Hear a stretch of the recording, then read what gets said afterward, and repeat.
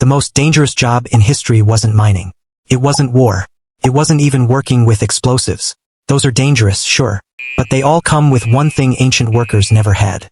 The option to quit. The job we're talking about killed the majority of people who did it. And for a long time, every single human on Earth had to do it anyway. The job was being a gladiator.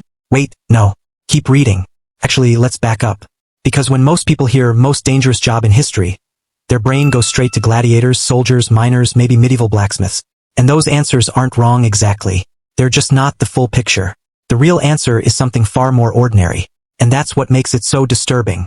The most dangerous job in human history was being a doctor. Not a modern doctor. Not the version with hospitals and sterile gloves and antibiotics. The version that existed for roughly 2,500 years, from ancient Greece all the way to the mid-1800s. The version where the treatment was almost always more likely to kill you than the disease itself. And the version where the doctor had absolutely no idea. None. They were completely, confidently, catastrophically wrong about almost everything. And people trusted them anyway, paid them, celebrated them, named streets after them.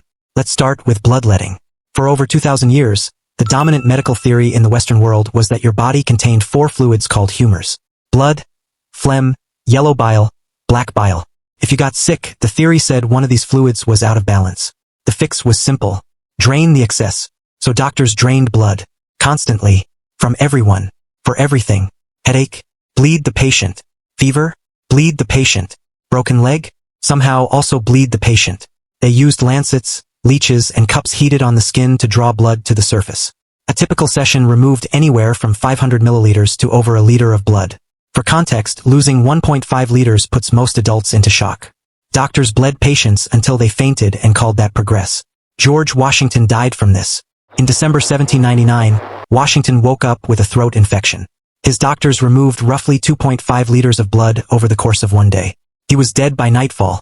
One of history's most powerful men was killed not by his enemies, not by war, but by his own physicians doing exactly what the textbooks told them to do. And they went home that night believing they had done everything right. They weren't unusual. They were the best doctors available. Here's where it gets worse. Surgery. Before the 1840s, there was no anesthesia. Patients were held down, given alcohol if they were lucky, and cut open while fully conscious. Screaming. The room smelled like blood and burning flesh. Assistants pinned limbs to the table. Speed was the only mercy available. The most celebrated surgeons were the fastest ones, not the most precise, not the most careful, the fastest. Because every additional second meant more pain, more blood loss, more chance of the patient dying mid-operation from pure shock. Robert Liston, a Scottish surgeon in the 1800s, was famous for completing amputations in under 30 seconds.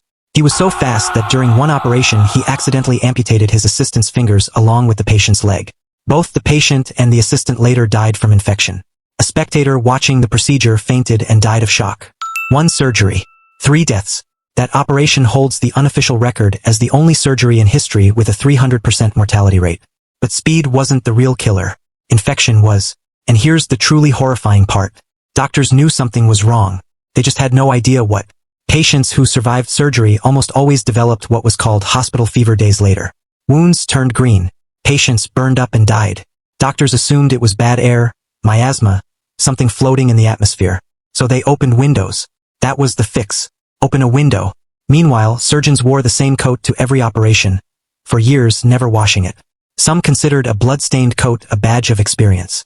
The more encrusted with old blood and tissue, the more surgeries it represented, the more respected the surgeon. They were marinating in the biological material of every patient they had ever operated on and walking it directly into the next one. Infection moved through hospitals like a current and nobody could see it. In 1847, a Hungarian doctor named Ignaz Semmelweis noticed something. Women giving birth in the ward staffed by medical students had a death rate of around 10 to 15%. Women in the ward staffed by midwives had a death rate under 2%. The difference was that medical students came directly from performing autopsies.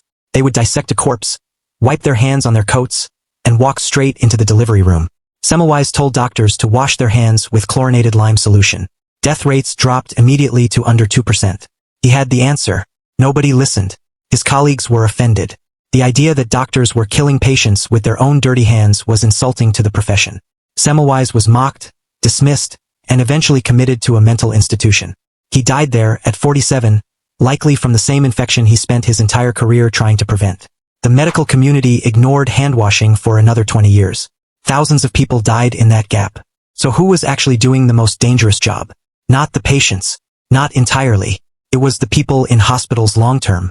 The nurses. The orderlies. The ones who worked in wards where infection moved like weather, who had no understanding of germ theory, no protective equipment, no protocols.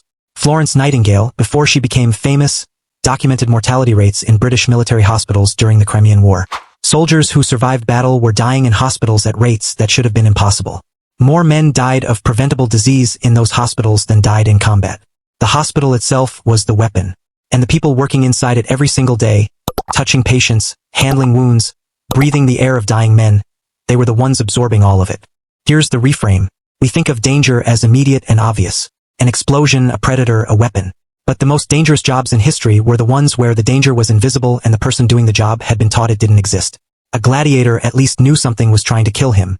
A doctor in 1700 was killing patients with complete confidence and genuine care. They weren't monsters. They were educated, respected, and completely certain they were helping. That's a different kind of horror entirely. And here's what sits with me about all of this. The people who died at the hands of early medicine didn't die from ignorance. They died from the gap between what humans knew and what humans thought they knew. That gap has always been the most dangerous place to be. The treatments that seem obvious now will probably look like bloodletting to people 200 years from now. We're just as certain as those doctors were. And we're probably just as wrong about something important. We just don't know which part yet.